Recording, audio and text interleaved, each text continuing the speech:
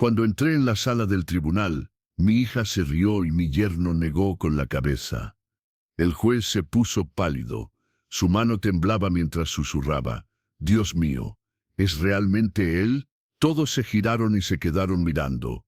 Nadie tenía idea de quién era yo hasta ese día. Pero déjame contarte desde el principio.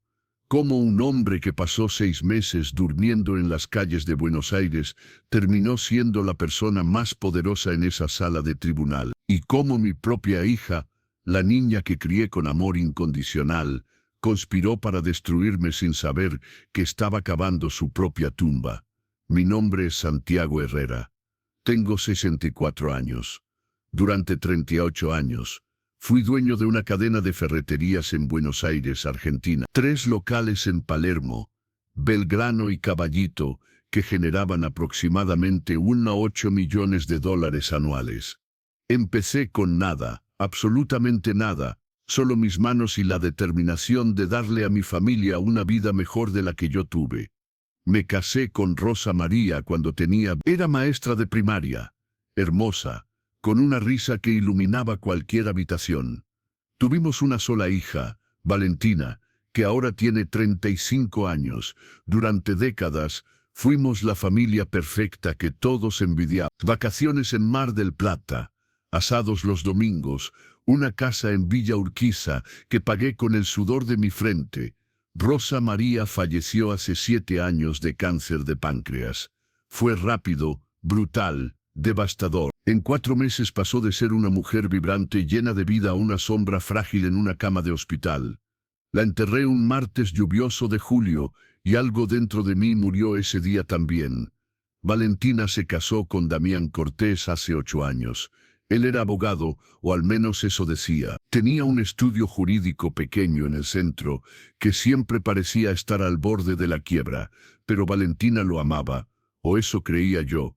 Así que le di mi bendición y caminé con ella por el pasillo de la iglesia. Después de que Rosa María murió, Valentina insistió en que me mudara con ellos. «Papá, no puedes estar solo en esa casa grande. Nosotros tenemos espacio. Además, necesitas familia a tu alrededor».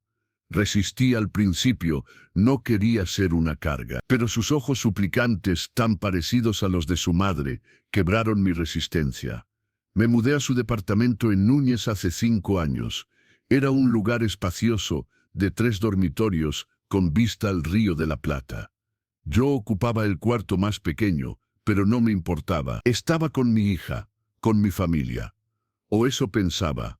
Los primeros años fueron buenos. Yo ayudaba con los gastos, contribuía con $2.000 mensuales para la comida y servicios.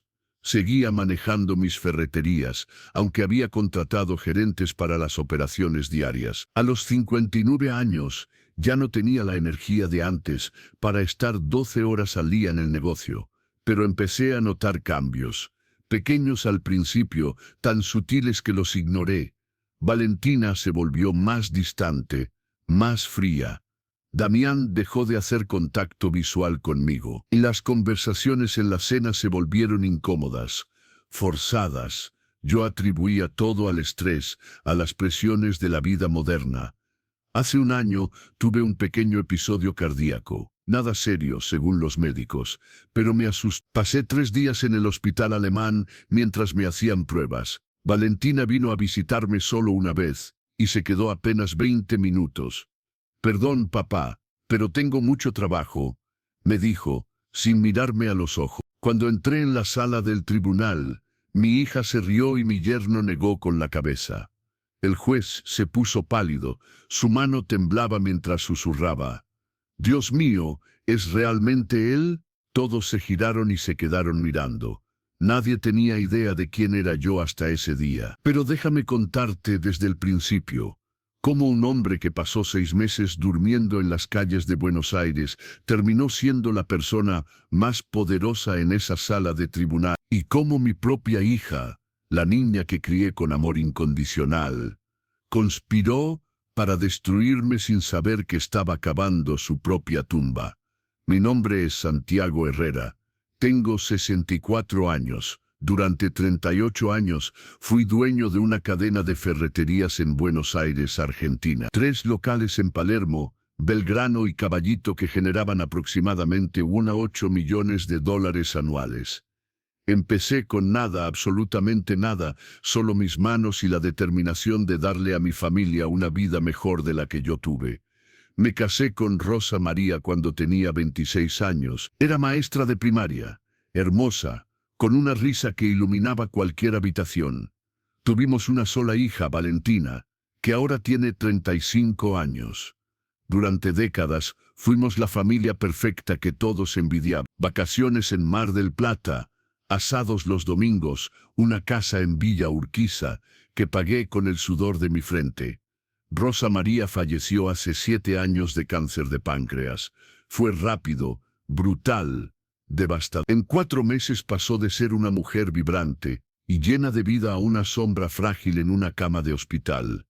La enterré un martes lluvioso de julio y algo dentro de mí murió ese día también. Valentina se casó con Damián Cortés hace 8 años. Él era abogado, o al menos eso decía. Tenía un estudio jurídico pequeño en el centro que siempre parecía estar al borde de la quiebra. Pero Valentina lo amaba, o eso creía yo, así que le di mi bendición y caminé con ella por el pasillo de la iglesia. Después de que Rosa María murió, Valentina insistió en que me mudara con ellos. «Papá, no puedes estar solo en esa casa grande. Nosotros tenemos espacio. Además necesitas familia a tu alrededor». Resistí al principio. No quería ser una carga, pero sus ojos suplicantes, tan parecidos a los de su madre, quebraron mi resistencia. Me mudé a su departamento en Núñez hace 5 años. Era un lugar espacioso, de 3 dormitorios, con vista al Río de la Plata. Yo ocupaba el cuarto más pequeño, pero no me importaba. Estaba con mi hija, con mi familia, o eso pensaba. Los primeros años fueron buenos. Yo ayudaba con los gastos, contribuía con $2.000 mensuales para la comida y servicios. Seguía manejando mis ferreterías, aunque había contratado gerentes para las operaciones diarias. A los 59 años, ya no tenía la energía de antes para estar 12 horas al día en el negocio, pero empecé a notar cambios, pequeños al principio, tan sutiles que los ignoré. Valentina se volvió más distante, más fría. Damián dejó de hacer contacto visual conmigo. Las conversaciones en la cena se volvieron incómodas, forzadas. Yo atribuía todo al estrés, a las presiones de la vida moderna. Hace 1 año tuve un pequeño episodio cardíaco. Nada serio, según los médicos, pero me asusté. Pasé 3 días en el hospital alemán, mientras me hacían pruebas. Valentina vino a visitarme solo una vez, y se quedó apenas 20 minutos. «Perdón, papá, pero tengo mucho trabajo», me dijo, sin mirarme a los ojos. «¿No te sientes mal?», preguntó Damián finalmente. «Quiero decir, es tu padre. Te crió, te dio todo». «Me dio una infancia de clase media», respondió Valentina con desprecio. «Mientras otros niños tenían vacaciones en Europa, yo tenía Mar del Plata. Mientras otros tenían autos importados, yo tenía que andar en colectivo. Me dio lo mínimo, Damián. Y ahora es momento de que me dé lo que realmente merezco. Y si alguien sospecha, tu familia, amigos». Valentina se rió. «¿Qué familia? Mamá está muerta. Papá no tiene hermanos. Sus amigos son viejitos que apenas pueden cuidarse a sí mismos. Nadie va a hacer preguntas, nadie va a investigar. Seremos los hijos amorosos que cuidan al padre enfermo. Y cuando finalmente muera en ese geriátrico, seremos los herederos afligidos». «Perfecto», dijo Damián. «¿Cuándo empezamos?» «Mañana. Voy a empezar a plantar semillas». Comentarios sobre cómo papá se está volviendo olvidadizo, confundido. Prepararemos el terreno.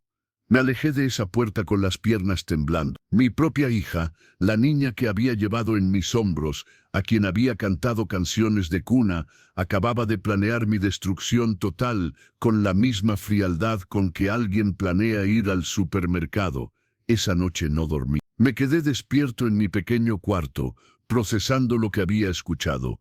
Valentina no solo quería mi dinero, Quería borrarme, descartarme, enterrarme vivo en algún geriátrico horrible donde moriría solo y olvidado.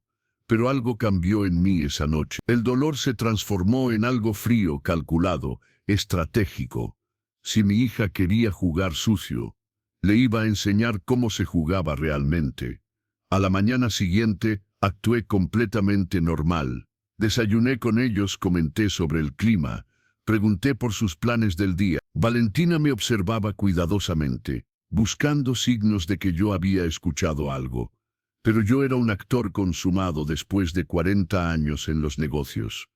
«Papá», dijo Valentina casualmente, untando mermelada en su tostada, «Damián y yo estuvimos pensando, con tu problema del corazón y todo, quizás sería buena idea que nos dieras un poder legal. Ya sabes, para ayudarte con los papeles del negocio, los bancos, todo eso, sería más fácil para ti». Fingí considerarlo. «No sé, vale, siempre he manejado mis propios asuntos». «Lo sé, papá». Su voz se volvió suave, manipuladora. «Pero ya no sos tan joven, y si te pasa algo, si tenés otro episodio, necesitamos poder actuar rápido. Es por tu propio bien». «Déjame pensarlo», dije, tomando un sorbo de mi café. Vi la frustración cruzar su rostro por un segundo antes de que la ocultara con una sonrisa forzada. «Por supuesto, papá, tómate tu tiempo». Pero yo ya no tenía tiempo. Necesitaba actuar rápido. Esa misma tarde, mientras Valentina y Damián estaban en el trabajo, llamé a mi abogado personal, el doctor Roberto Sandoval. Lo conocía desde hacía 25 años. Era un hombre de 60 años, meticuloso, discreto y completamente leal. «Santiago», dijo cuando contestó el teléfono, «¿qué puedo hacer por vos?»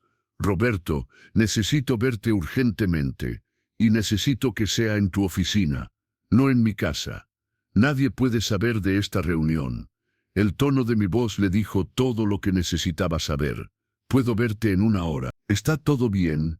«No, nada está bien, pero va a estarlo». Una hora después, estaba sentado en su oficina en retiro, contándole todo, la conversación que había escuchado, los planes de Valentina y Damián, cada detalle escalofriante. Roberto me escuchó sin interrumpir, tomando notas ocasionales. Cuando terminé, se recostó en su silla y silbó bajo. «Santiago, esto es grave, muy grave. Estamos hablando de intento de fraude, conspiración para cometer fraude, abuso financiero de adultos mayores. Son delitos federales. Lo sé, pero Roberto, no quiero solo detenerlos, quiero destruirlos. Quiero que enfrenten las consecuencias completas de lo que planearon hacer». Roberto asintió lentamente. «Entonces necesitamos evidencia, mucha evidencia, y necesitamos protegerte legalmente primero. ¿Qué tenés en mente?» «Primero», dijo Roberto, sacando su laptop, «vamos a crear un fideicomiso irrevocable. Todo tu patrimonio va a ir ahí. Vos mantenés el control mientras estés vivo y mentalmente competente. Pero si alguien intenta declararte incompetente, si hay cualquier procedimiento legal contra vos, todo se distribuye automáticamente a organizaciones benéficas. Valentina no recibe nada, ni un peso, y no puede impugnarlo porque el fideicomiso ya va a estar establecido y registrado antes de que ella intente cualquier cosa». «Perfecto. ¿Qué más?» «Segundo», continuó Roberto, «necesitamos documentar sus intentos de fraude.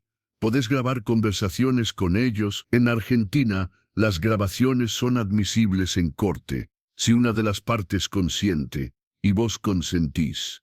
Puedo grabar, tengo un teléfono nuevo que puede hacerlo. Bien, grabalos cada vez que hablen sobre sus planes.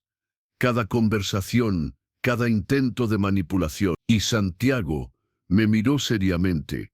«Necesitamos un psiquiatra independiente que te evalúe y certifique que estás completamente competente mentalmente. Así cuando ellos traigan a su psiquiatra comprado, nosotros tenemos evidencia contradictoria de un profesional respetado». «¿Conoces a alguien?» «Conozco al doctor Javier Castro. Es uno de los psiquiatras más respetados de Buenos Aires. Si él certifica que estás bien, ningún juez va a creer la evaluación comprada de Valentina. Pasamos las siguientes 3 horas construyendo mi defensa legal. Roberto preparó el fideicomiso irrevocable, documentos que me protegían completamente. También preparó una nueva versión de mi testamento, donde específicamente desheredaba a Valentina por comportamiento que viola la confianza familiar y constituye fraude. Una última cosa, dijo Roberto mientras yo firmaba los documentos. ¿Querés que presente cargos criminales contra ellos o preferís manejarlo de otra manera? Lo pensé cuidadosamente. Quiero que tengan la oportunidad de exponer su propia conspiración. Quiero que se hundan ellos mismos. Y cuando estén completamente comprometidos, cuando hayan cruzado la línea de lo civil a lo criminal, ahí los golpeamos con todo. Roberto sonrió. Era una sonrisa fría, calculada. Santiago, nunca te había visto así. ¿Estás seguro? Nunca he estado más seguro de nada en mi vida. Los siguientes 2 meses fueron una actuación magistral de mi parte. Empecé a hacer exactamente lo que Valentina quería ver. Actuar más olvidadizo, más confundido. Preguntaba por cosas que acababa de escuchar. Olvidaba nombres de personas que conocía hace años. Me tropezaba ocasionalmente. Valentina lo devoraba todo. La veía tomar notas mentales, documentar cada síntoma. Damián también jugaba su parte, expresando preocupación falsa cada vez que yo olvidaba algo. «Papá, estamos preocupados», me dijo Valentina una noche durante la cena. «Te hemos visto muy confundido últimamente. ¿Estás seguro de que te sentís bien?» «Estoy bien, hija», respondí, dejando caer deliberadamente mi tenedor.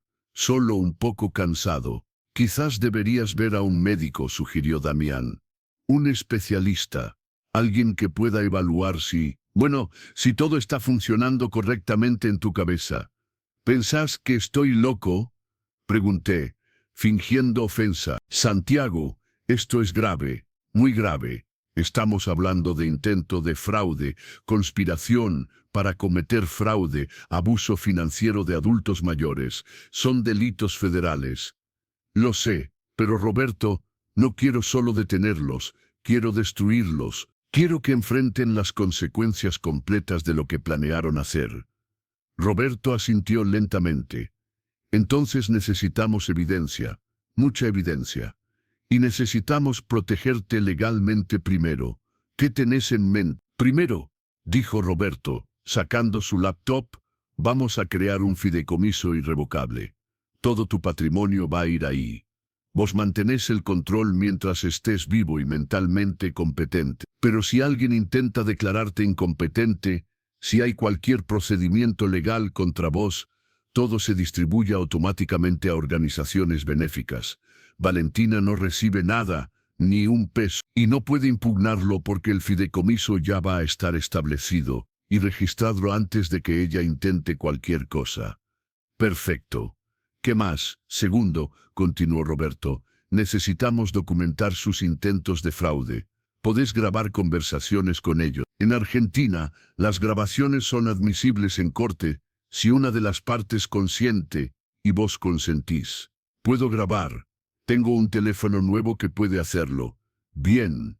Grábalos cada vez que hablen sobre sus planes, cada conversación, cada intento de manipulación». Y Santiago me miró seriamente. «Necesitamos un psiquiatra independiente que te evalúe y certifique que estás completamente competente mentalmente. Así cuando ellos traigan a su psiquiatra comprado, nosotros tenemos evidencia contradictoria de un profesional respetado. ¿Conoces a alguien?» «Conozco al doctor Javier Castro. Es uno de los psiquiatras más respetados de Buenos Aires. Si él certifica que estás bien, ningún juez va a creer la evaluación comprada de Valentina». Pasamos las siguientes 3 horas construyendo mi defensa legal. Roberto preparó el fideicomiso irrevocable, documentos que me protegían completamente. También preparó una nueva versión de mi testamento, donde específicamente desheredaba a Valentina por comportamiento que viola la confianza familiar y constituye fraude. Una última cosa, dijo Roberto mientras yo firmaba los documentos. ¿Querés que presente cargos criminales contra ellos o preferís manejarlo de otra manera? Lo pensé cuidadosamente. Quiero que tengan la oportunidad de exponer su propia conspiración. Quiero que se hundan ellos mismos. Y cuando estén completamente comprometidos, cuando hayan cruzado la línea de lo civil a lo criminal, ahí los golpeamos con todo. Roberto sonrió. Era una sonrisa fría, calculada. Santiago, nunca te había visto así. ¿Estás seguro? Nunca he estado más seguro de nada en mi vida. Los siguientes 2 meses fueron una actuación magistral de mi parte. Empecé a hacer exactamente lo que Valentina quería ver. Actuar más olvidadizo, más confundido. Preguntaba por cosas que acababa de escuchar. Olvidaba nombres de personas que conocía hace años. Me tropezaba ocasionalmente. Valentina lo devoraba todo. La veía tomar notas mentales, documentar cada síntoma. Damián también jugaba su parte, expresando preocupación falsa cada vez que yo olvidaba algo. «Papá, estamos preocupados», me dijo Valentina una noche durante la cena. «Te hemos visto muy confundido últimamente. ¿Estás seguro de que te sentís bien?» «Estoy bien, hija», respondí, dejando caer deliberadamente mi tenedor. «Solo un poco cansado. Quizás deberías ver a un médico», sugirió Damián. «Un especialista. Alguien que pueda evaluar. Bueno, si todo está funcionando correctamente en tu cabeza». «¿Pensás que estoy loco?», pregunté fingiendo ofensa. Después de que el doctor Vega se fue, escuché a Valentina y Damián celebrar. «Lo tenemos», dijo Damián. «Con esa evaluación podemos presentar una petición de tutela la semana que viene. Y una vez que tengamos la tutela, Valentina rió, todo es nuestro». «Perfecto». Habían cruzado la línea. Al día siguiente, me reuní con Roberto en su oficina. Le mostré todas las grabaciones, le conté sobre la evaluación falsa del doctor Vega. «Es suficiente», dijo Roberto, sonriendo. «Más que suficiente. Santiago, lo que tenés acá es evidencia de conspiración para cometer fraude, soborno a un profesional médico, intento de apropiación indebida de activos. Valentina y Damián van a enfrentar cargos criminales serios. Cuando actuamos, ellos van a presentar la petición de tutela. Dejemos que lo hagan. Dejemos que se paren frente a un juez y presenten su caso fraudulento». Y entonces, Roberto se recostó en su silla. «Entonces, revelamos todo. Quiero estar ahí», dije. «Quiero ver sus caras cuando se den cuenta de que perdieron». «¿O vas a estar ahí?». Roberto asintió. «De hecho, tengo una idea que va a hacer esto aún más dramático». Una semana después, Valentina y Damián presentaron su petición de tutela en el juzgado civil. Yo estaba oficialmente notificado, pero Roberto les dijo a sus abogados que yo estaba demasiado confundido para asistir a la audiencia inicial, que él me representaría. Lo que ellos no sabían es que yo iba a estar ahí, solo que no como esperaba. El día de la audiencia, Roberto me llevó a una casa de ropa formal en Recoleta. Me compró un traje Armani gris oscuro, una camisa blanca impecable, una corbata de seda italiana. Me corté el pelo en una barbería de lujo, me afeitó profesionalmente. Cuando me miré en el espejo, casi no me reconocí. El hombre olvidadizo, confundido, había desaparecido. En su lugar estaba Santiago Herrera, el empresario exitoso, el hombre que había construido un imperio de ferreterías desde cero. «Listo», dije, mirando mi reflejo. «Más que listo», respondió Roberto. «Vas a destruirlos». La audiencia estaba programada para las 10 de la mañana. Roberto me dijo que entrara exactamente a las 10:15, después de que Valentina y Damián hubieran presentado su caso inicial. Esperé en el pasillo del juzgado, escuchando a través de la puerta cerrada. Podía oír la voz de Valentina, llena de falsa preocupación. «Su señoría, mi padre ya no puede cuidarse a sí mismo. Está confundido, olvidadizo». El Dr. Vega, un psiquiatra respetado, lo evaluó y encontró señales claras de deterioro cognitivo. «Estamos pidiendo la tutela únicamente por su propio bien», para protegerlo.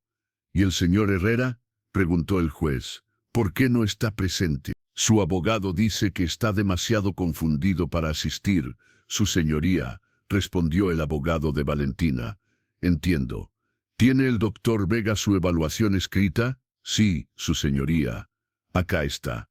Ese fue mi momento. Abrí las puertas de la sala del tribunal y entré. El efecto fue inmediato, devastador. Valentina estaba de pie frente al juez, con papeles en la mano. Cuando me vio, su boca se abrió en shock absoluto. Los papeles cayeron de sus manos, esparciéndose por el suelo. Damián estaba sentado en la mesa de la defensa. Su rostro se puso completamente blanco. Negó con la cabeza lentamente, como si no pudiera creer lo que estaba viendo. Pero la reacción del juez fue la más notable.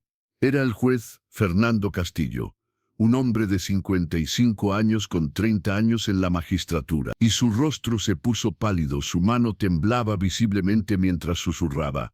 «Dios mío, ¿es realmente él?» Todos en la sala se giraron para mirarme.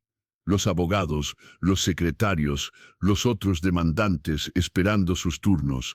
El silencio era absoluto, porque el juez Castillo me conocía. Lo conocía desde hacía 35 años.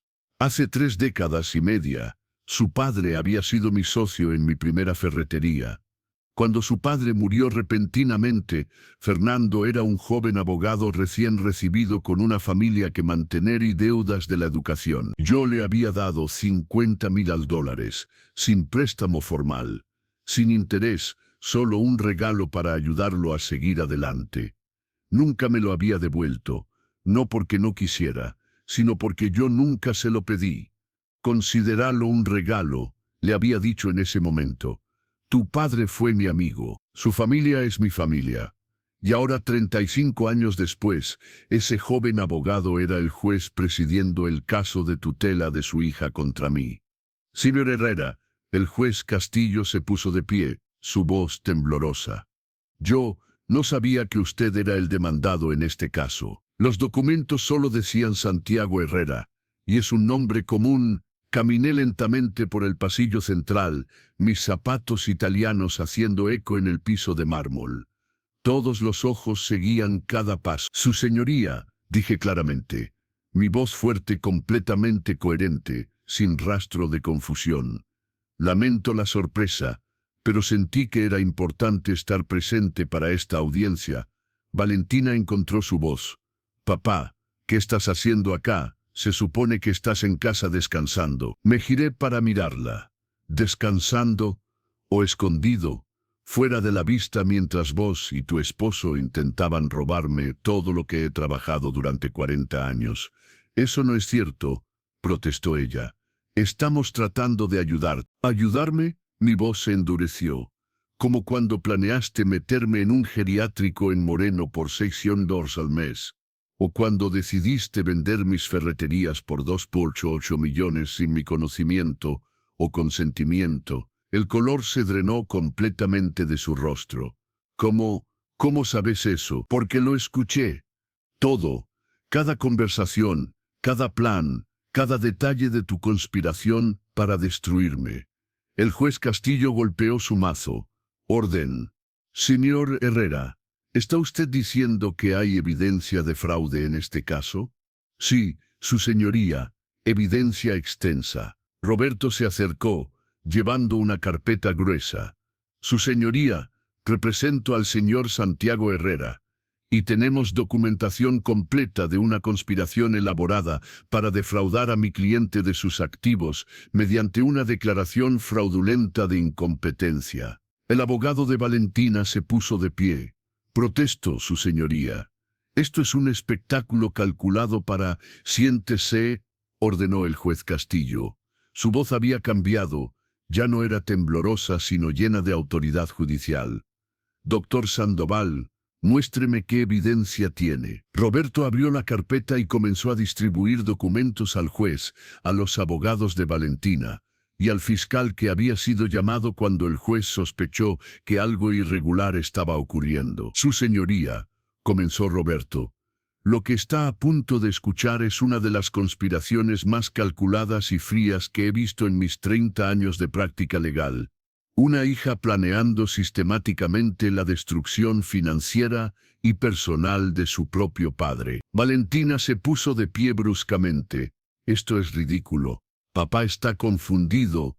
El doctor Vega lo evaluó y encontró. El doctor Martín Vega, interrumpió Roberto, quien casualmente tiene una historia de proporcionar evaluaciones fraudulentas a cambio de pagos. Tenemos documentación de 3 casos previos donde sus diagnósticos fueron desacreditados por otros profesionales. El juez miró al abogado de Valentina. ¿Es esto cierto? El abogado, un hombre mayor llamado Dr. Estrada, parecía genuinamente sorprendido. Su señoría, yo no estaba al tanto de ningún problema con las credenciales del doctor Vega. Mi clienta me aseguró que era un profesional respetado. Puedo proporcionar la documentación, dijo Roberto, sacando más papeles. Pero hay algo más importante. Su señoría, mi cliente fue evaluado hace 2 semanas por el doctor Javier Castro, uno de los psiquiatras más respetados de Argentina.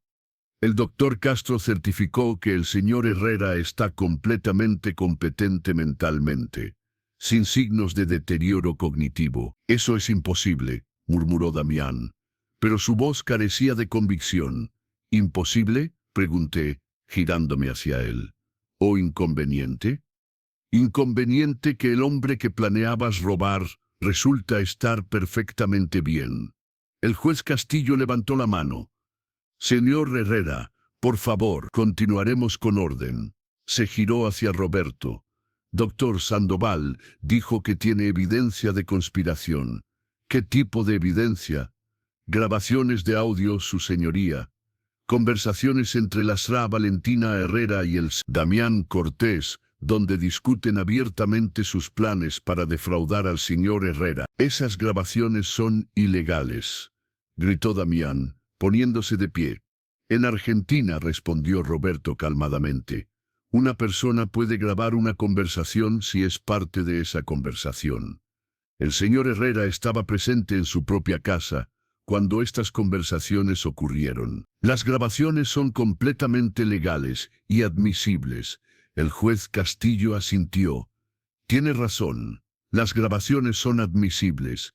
Doctor Sandoval, ¿puede reproducir algunas de estas grabaciones? Roberto sacó un pequeño reproductor de audio y lo conectó al sistema de sonido de la sala. Su señoría, tengo más de 20 horas de grabaciones, pero he seleccionado las partes más relevantes. Presionó play y la voz de Valentina llenó la sala del terutal. ¿Cuánto tiempo más tenemos que soportar esto? Tu padre es un estorbo, ocupa espacio, come nuestra comida, y lo peor de todo, sigue controlando el negocio. Lo sé, pero necesitamos ser pacientes. Si lo echamos ahora, podría cambiar su testamento. Valentina se había puesto completamente blanca. Sus manos temblaban mientras se agarraba del borde de la mesa. La grabación continuó, exponiendo cada detalle de su plan. Las ferreterías valoradas en 3,2 millones. La casa en Villa Urquiza. El plan de venderlo todo. El geriátrico barato en Moreno por 600 al mes. Cuando llegó la parte donde Valentina decía, me dio una infancia de clase media, me dio lo mínimo, y ahora es momento de que me dé lo que realmente merezco, vi lágrimas en los ojos del juez Castillo. La grabación se detuvo. El silencio en la sala era absoluto. Incluso los otros abogados esperando sus casos estaban completamente inmóviles, horrorizados por lo que acababan de escuchar. Dios mío, susurró el juez Castillo. Se giró hacia Valentina. Sra. Herrera, ¿tiene algo que decir en su defensa? Si esta historia te atrapó, únete al canal y acompáñanos cada día. Valentina abrió la boca, la cerró, la abrió nuevamente. Finalmente, se giró hacia mí con lágrimas corriendo por su rostro. Papá, por favor, yo no quise decir esas cosas. Estaba enojada, frustrada. Damián me presionó. No me uses como excusa. Damián la interrumpió bruscamente. Vos fuiste la que planeó todo esto. Yo solo seguí tu guía. Y ahí estaba. Ante la presión, ante las consecuencias, se estaban volviendo el uno contra el otro. Suficiente, ordenó el juez Castillo. Se giró hacia el fiscal que estaba presente. Doctor Méndez, ¿ha escuchado suficiente para proceder con cargos criminales? El fiscal, un hombre de 40 años con expresión seria, asintió. Más que suficiente, su señoría. Estamos hablando de conspiración para cometer fraude, intento de apropiación indebida de activos, soborno de un profesional médico para proporcionar una evaluación falsa, y posiblemente más cargos una vez que investiguemos completamente. Entonces proceda, dijo el juez Castillo. Se giró hacia Valentina y Damián. Señora Herrera, señor Cortés, están siendo formalmente acusados de conspiración para cometer fraude contra un adulto mayor. Tienen derecho a permanecer en silencio. No, gritó Valentina. No pueden arrestarme. Soy su hija, papá. Decirles que paren. Me acerqué a ella lentamente. La sala entera me observaba. Cuando estuve frente a Valentina, la miré a los ojos, esos ojos que alguna vez fueron tan parecidos a los de su madre. Cuando tu madre estaba muriendo, dije en voz baja, pero en el silencio de la sala, todos podían escuchar. Me hizo prometer algo, me hizo prometer que siempre te cuidaría, que siempre te protegería, y yo cumplí esa promesa. Te di todo lo que pude. No fue una vida de lujos excesivos, es cierto, pero fue una vida honesta, trabajada con esfuerzo. Las lágrimas corrían libremente por su rostro ahora. Papi, vos, continué, mi voz endureciéndose, me pagaste esa dedicación conspirando para robarme todo lo que trabajé durante 40 años. Planeaste meterme en un geriátrico barato y olvidarte de mí. Me llamaste un estorbo, dijiste que te di lo mínimo. No lo decía en serio, sollozó. Lo dijiste múltiples veces, en múltiples conversaciones, durante meses. Eso no fue un momento de ira, Valentina. Eso fue quien realmente sos. Me giré hacia el juez Castillo. Su señoría, no tengo nada más que agregar. Que la justicia siga su curso. El juez asintió gravemente. Oficiales, por favor. Dos oficiales judiciales se acercaron. Uno puso esposas en las muñecas de Valentina, el otro en las de Damián. Los derechos Miranda fueron leídos en español mientras ellos eran conducidos hacia la salida. Valentina se giró una última vez. Papá, no podés hacer esto. Soy tu hija, tu única hija. Tuve una hija, respondí, mi voz quebrándose ligeramente por primera vez. Murió el día que decidió que yo era solo un obstáculo entre ella y mi dinero. La persona que veo ahora es una extraña que comparte mi apellido, pero no mi sangre en el sentido que importa. Y la vi ser llevada, gritando, llorando, protestando. Damián iba en silencio, su cabeza baja, derrotado. Después de que se fueron, el juez Castillo pidió un receso. Me invitó a su oficina privada junto con Roberto. Santiago, dijo cuando estuvimos solos, y por primera vez su voz era personal, no judicial. No tengo palabras. Lo que tu hija intentó hacer, lo sé, Fernando, respondí, usando su nombre de pila por primera vez en décadas. Y siento que tuvieras que presenciar esto, que tuvieras que ser parte de esto. No te disculpes, dijo firmemente, vos hiciste lo correcto. Y Santiago, quiero que sepas algo. Ese dinero que me diste hace 35 años, cuando mi padre murió, ese dinero me salvó. Me permitió mantener a mi familia, terminar mi especialización, convertirme en el juez que soy hoy. Nunca lo olvidé. Nunca te olvidé. No es necesario, Fernando. Sí lo es, insistió, porque ese acto de generosidad, ese momento de bondad, cuando yo no tenía nada y vos no me debías nada, eso me enseñó qué tipo de hombre quería ser. Y hoy, poder darte justicia, poder protegerte de las personas que intentaban destruirte, es la forma en que puedo pagarte después de todos estos años. Nos abrazamos, dos hombres mayores recordando viejos tiempos, viejas amistades. Los siguientes días fueron un torbellino mediático. La historia de la hija que conspiró para robar a su padre anciano, ¿se volvió o no? Los periódicos la cubrieron extensamente. La traición familiar más fría de Buenos Aires, decía La Nación. Hija planea robar 5 millones a padre, reportaba Clarín. Mi teléfono sonaba constantemente con llamadas de periodistas, pero Roberto manejaba todo. Yo me retiré a un hotel en Recoleta, el Four Seasons, donde podía tener paz y privacidad mientras el proceso legal seguía su curso.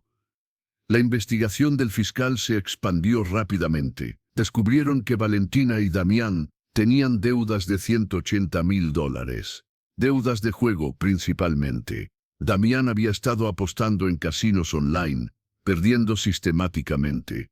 Las tarjetas de crédito estaban al máximo. Tenían 3 préstamos personales que no podían pagar. El Dr. Martín Vega, el psiquiatra corrupto, fue arrestado 2 días después. En su oficina encontraron evidencia de al menos 12 otros casos, donde había proporcionado evaluaciones falsas a cambio de dinero.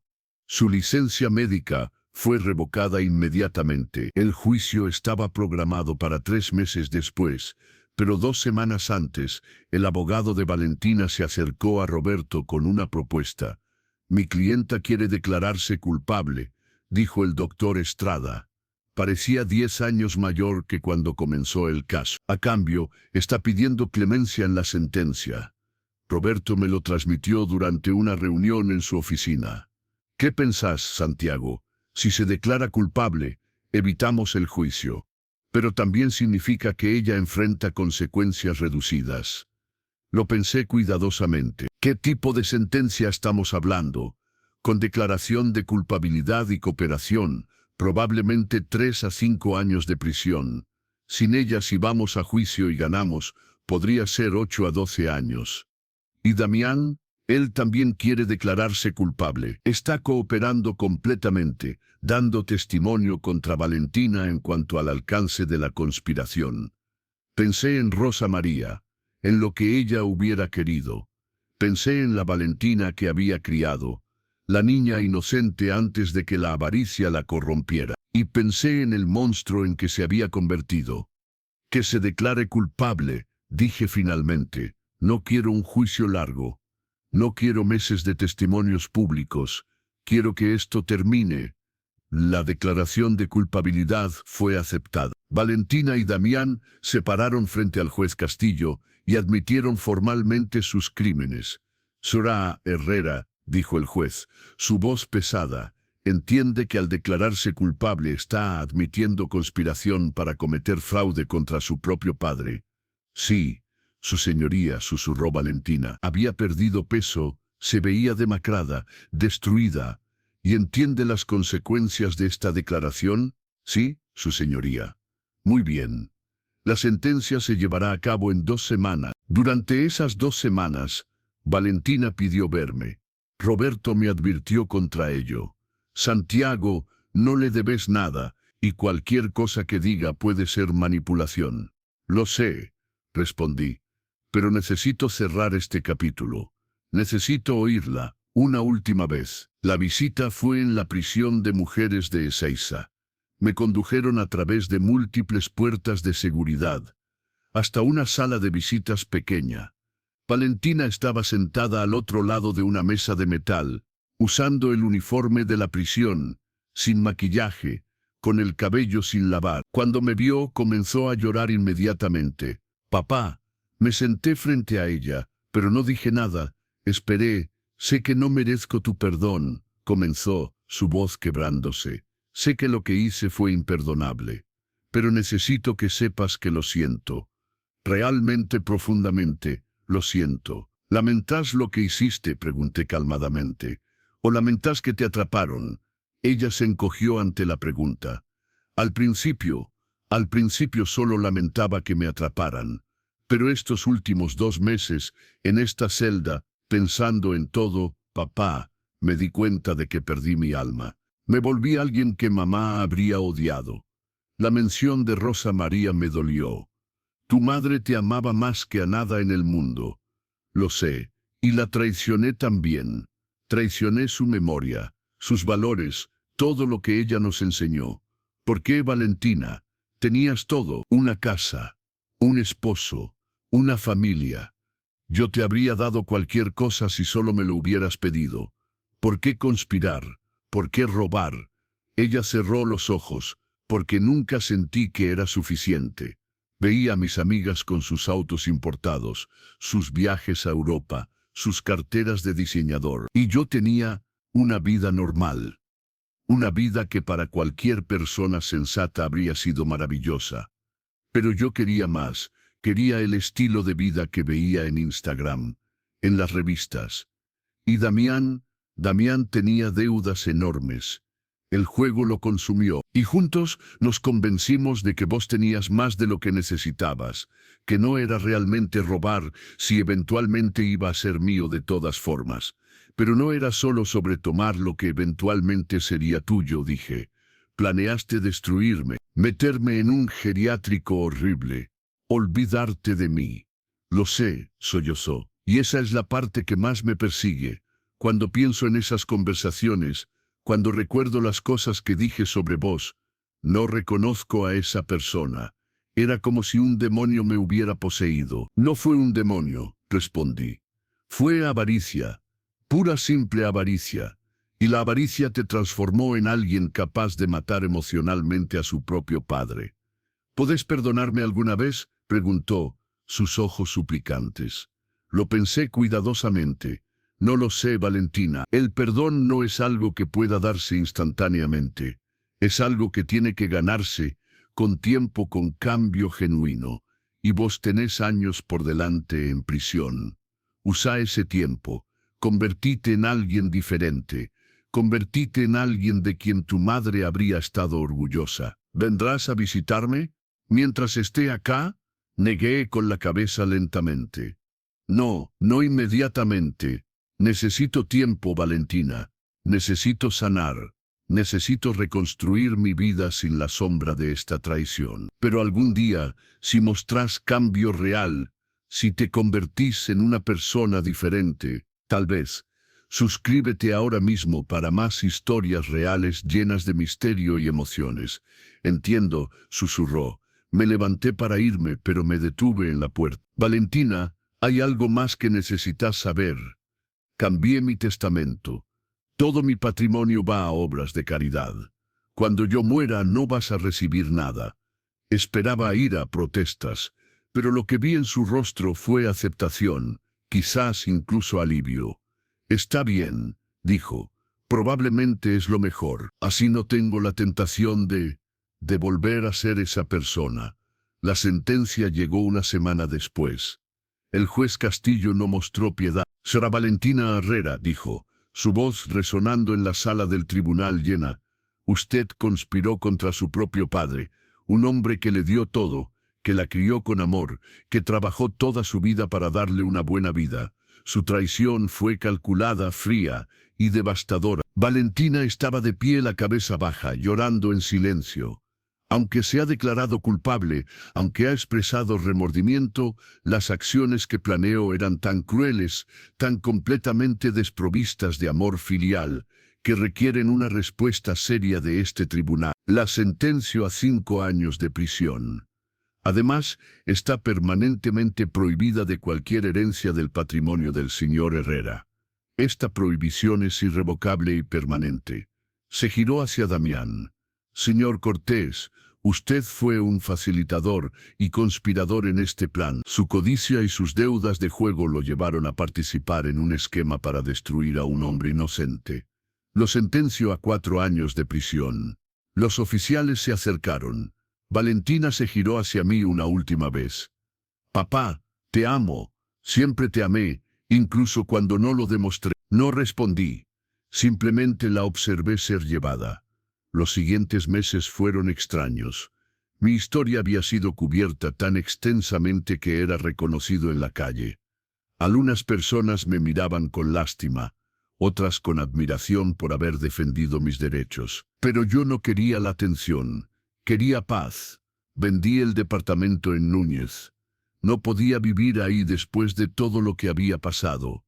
Compré una casa pequeña en San Isidro, con jardín, cerca del río. Era perfecta para un hombre solo. Mis ferreterías seguían siendo exitosas, pero a los 64 años ya no tenía el mismo impulso para trabajar 60 horas a la semana. Contraté a un gerente general excelente, un joven emprendedor de 35 años llamado Marcos, que manejaba las operaciones diarias. Yo iba a las tiendas 2 o 3 veces por semana, más para mantenerme ocupado que por necesidad. El resto del tiempo lo pasaba leyendo, caminando por el río, redescubriendo los placeres simples que había olvidado durante años de trabajo constante. 6 meses después de la sentencia, recibí una llamada inesperada. Era Fernando Castillo, el juez. «Santiago, ¿tenés tiempo para un café?» Nos reunimos en una cafetería en Recoleta. Fernando parecía diferente, más relajado, fuera de su rol judicial. «Quería hablar con vos sobre algo», comenzó después de que ordenamos. «Tu historia, tu caso, se ha vuelto bastante conocido en la comunidad legal, y me hizo pensar en cuántos otros adultos mayores probablemente enfrentan situaciones similares, pero no tienen los recursos para defenderse. Probablemente muchos», concordé. «Exactamente. Y estuve pensando, ¿qué tal si usamos tu experiencia para ayudar a otros? Podríamos crear una fundación, algo que proporcione recursos legales gratuitos a adultos mayores que enfrentan abuso financiero familiar». La idea resonó conmigo inmediatamente. Seguí. «Podríamos llamarla Fundación Rosa María, en honor a tu esposa. Proporcionaríamos abogados pro bono, investigadores privados, evaluaciones psiquiátricas independientes, todo lo que vos tuviste acceso pero que la mayoría de la gente no puede pagar». «Me gusta», dije lentamente. «Pero Fernando, tiene que ser más que solo recursos legales, necesita educación también. Enseñarle a la gente mayor cómo protegerse, qué señales de advertencia buscar». «Exacto. Prevención y protección». Pasamos las siguientes 2 horas planeando. Yo proporcionaría el financiamiento inicial, $500,000 para comenzar. Fernando usaría sus conexiones legales para reclutar abogados voluntarios. Crearíamos seminarios, talleres, líneas directas de ayuda. La Fundación Rosa María se lanzó oficialmente 6 meses después. La respuesta fue abrumadora. En el primer mes recibimos más de 200 llamadas de adultos mayores que sospechaban que sus familias los estaban explotando financieramente. Algunos casos eran tan flagrantes como el mío. Otros eran más sutiles, más difíciles de probar, pero cada persona que ayudamos, cada familia que protegimos de la traición, sentía como una pequeña victoria contra la oscuridad que casi me consumió. 1 año después de la sentencia, recibí una carta de Valentina desde la prisión. La guardé sin abrir durante 3 días antes de finalmente tener el coraje de leerla.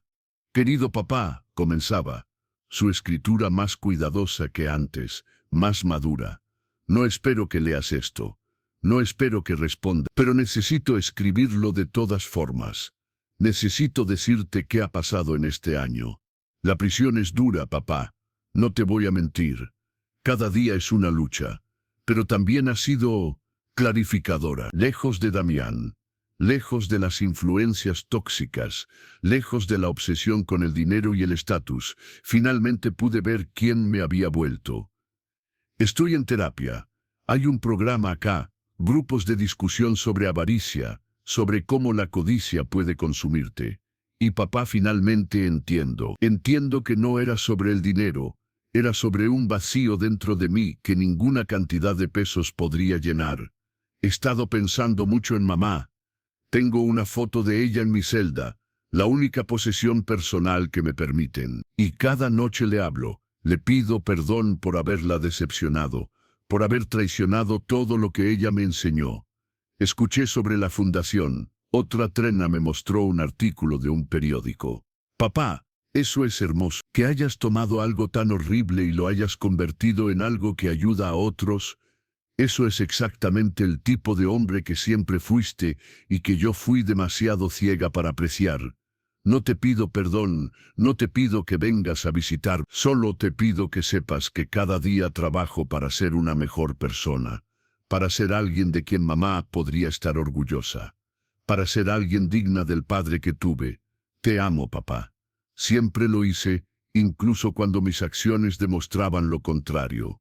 Tu hija Valentina. Doblé la carta cuidadosamente y la guardé. No estaba listo para perdonar.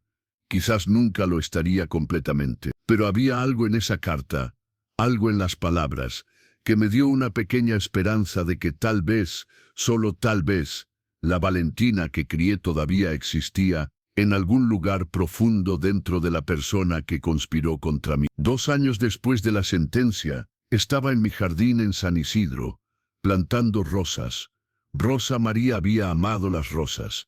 Cuando escuché que alguien tocaba el timbre, era Fernando Castillo, pero no venía solo. Había una mujer joven con él, de unos 30 años, con ojos brillantes y una sonrisa cálida. Santiago, dijo Fernando, te presento a la Dra. Sofía Méndez. Es psicóloga y trabaja en el sistema penitenciario. Mucho gusto, dijo ella, extendiendo su mano. El gusto es mío. ¿En qué puedo ayudarlos? Dra. Méndez ha estado trabajando con tu hija, explicó Fernando. Mi corazón se aceleró. Valentina, ¿está bien? Está bien físicamente, respondió la Dra. Méndez. Y señor Herrera, he venido porque creo que hay algo que debe saber. En mis 10 años trabajando en prisiones, he visto muchos reclusos. Algunos cambian genuinamente. La mayoría no. Su hija, ella es una de las que está cambiando de verdad. ¿Cómo puede estar segura? Valentina se ofreció como voluntaria para trabajar en nuestro programa de alfabetización. Está enseñando a otras internas a leer y escribir. También comenzó un grupo de apoyo para mujeres que cometieron crímenes contra sus familias, ayudándolas a procesar la culpa y encontrar caminos hacia la redención. Procesé esta información en silencio. Además, continuó la Méndez, ha estado ahorrando el poco dinero que gana por su trabajo en la prisión. No para ella misma, sino para donarlo a su fundación cuando sea liberada. No sabía nada de esto. No quería que lo supieras. No quería que pareciera que estaba tratando de ganarse su favor. Pero si Herrera, como profesional, como alguien que ha visto lo peor de la naturaleza humana, necesito decirle esto, su hija está genuinamente transformada. No está actuando, no está manipulando, está haciendo el trabajo real, doloroso de convertirse en una persona mejor. Fernando agregó suavemente, Santiago, nadie te está pidiendo que la perdones, nadie te está pidiendo que restablezcas la relación. Solo queríamos que supieras la verdad. Después de que se fueron, me senté en mi jardín durante horas pensando. Las rosas que había plantado estaban comenzando a florecer, pequeños brotes de color rojo profundo, el color favorito de Rosa María. ¿Qué harías tú, mi amor? Le pregunté al cielo, al viento, a los recuerdos. Si nuestra hija realmente está cambiando, ¿me perdonarías si yo no pudiera perdonarla? No hubo respuesta, por supuesto. Solo el silencio del jardín, el sonido de los pájaros, la brisa suave, pero de alguna manera sentí que conocía la respuesta. Rosa María había sido una mujer de segundas oportunidades, de misericordia, de amor incondicional. Ella habría querido que yo al menos considerara la posibilidad. 3 semanas después, conduje hasta la prisión de Ezeiza. Era la primera vez desde aquella visita hace 2 años. Llené los formularios, pasé por seguridad, esperé en la sala de visitas. Cuando Valentina entró, casi no la reconocí. Había ganado algo de peso, se veía más saludable. Su cabello estaba limpio, atado en una cola simple, pero lo más notable era su rostro. Las líneas de codicia, de dureza, habían desaparecido. En su lugar había algo parecido a la paz. «Papá», susurró cuando me vio. No esperaba verte. Yo tampoco esperaba venir, admití. Pero una doctora muy insistente me dijo algunas cosas que me hicieron pensar. Nos sentamos frente al otro en silencio por un momento. No vine para decirte que todo está perdonado, comencé.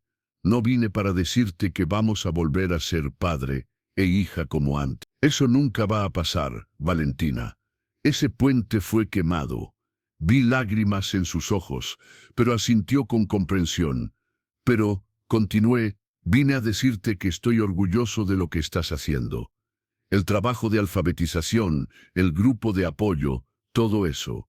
Esa es la Valentina que crié. Esa es mi hija. Gracias, susurró. Y vine a decirte algo más. Cuando salgas de acá, en 3 años y mantenés buena conducta, vas a necesitar un nuevo comienzo. No te voy a dar dinero, no te voy a dar un departamento, pero te voy a dar algo mejor. ¿Qué es? Te voy a dar un trabajo en la Fundación Rosa María. Vas a trabajar ayudando a otros adultos mayores que enfrentan exactamente lo que vos me hiciste. Vas a usar tu experiencia, tu conocimiento del lado oscuro, para proteger a otros. Valentina se cubrió la boca, llorando ahora abiertamente.